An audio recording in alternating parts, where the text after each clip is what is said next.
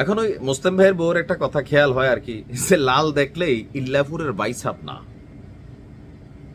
কারণ মাঝে মাঝে ঘটনার কি বলে যে প্রেক্ষাপট ভিন্ন খাতে প্রবাহিত করার জন্য এমন ঘটে।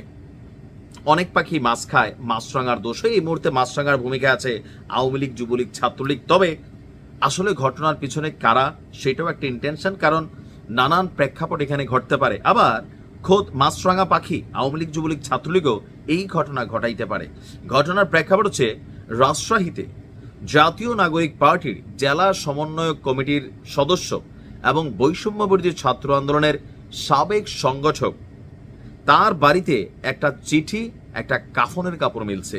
চিঠির মধ্যে বেশ কিছু লেখা ছিল।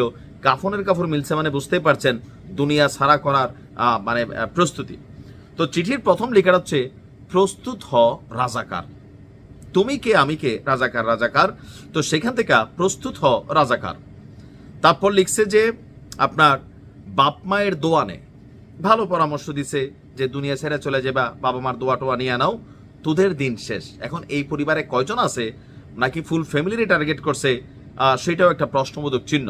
জয় বাংলা, জয় বঙ্গবন্ধু, এতটুকু লেখা দেখলে বুঝতে বাকি নাই নিশ্চয়ই এটা আওয়ামী লীগ, যুবলীগ, ছাত্রলীগের কাজ। আবার হইতেও পারে, নাও হইতে পারে। হুমকিপ্রাপ্ত এনসিপির নেতা খালিদ হাসান মিলু মোহনপুরের ধুরুল গ্রামের বাসিন্দা।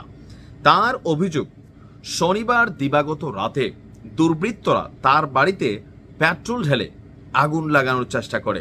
পরে বাড়ির সামনে কাফনের কাপড় এবং চিরকুট ফেলে তারা সেখান থেকে চলে যায়।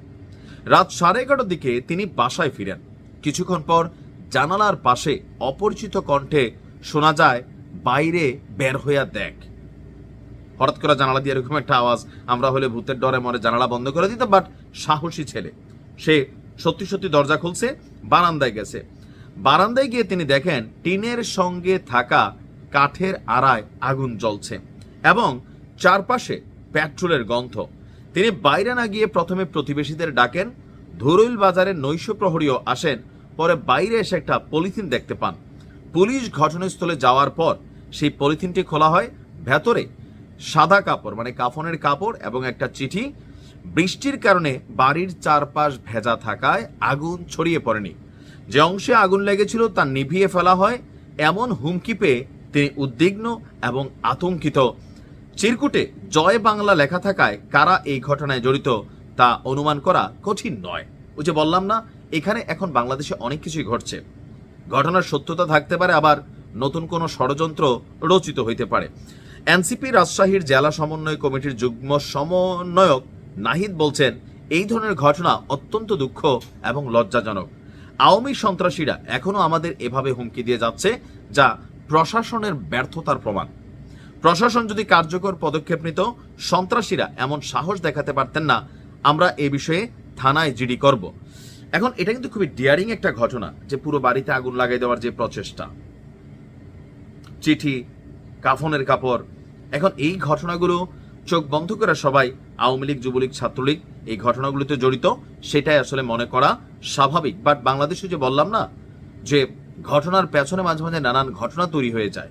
সো প্রশাসনের উচিত সুষ্ঠু একটা তদন্ত করা, পাশাপাশি এই সমন্বয়ককে অতীতে কেউ কোনো হুমকি ধামকি দিছে কিনা, অথবা স্পেসিফিক তার বিরুদ্ধে বা তার কারো বিরুদ্ধে কোনো অভিযোগ আছে কিনা, সেইটা যাচাই বাছাই করে যে কোনো পদক্ষেপ নেওয়া উচিত।